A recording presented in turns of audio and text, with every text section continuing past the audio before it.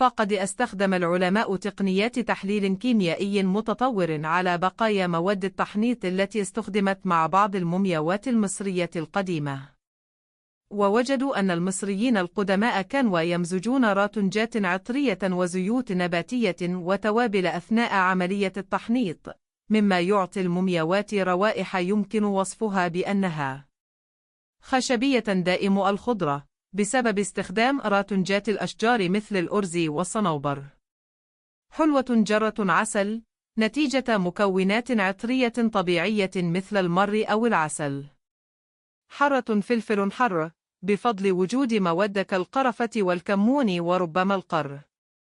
هذه النتائج تكشف أن التحنيط لم يكن فقط وسيلة لحفظ الجسد، بل كان أيضا طقسا روحانيا وعطريا، حيث ارتبطت الروائح بالقداسة والحماية في معتقدات المصريين القدماء.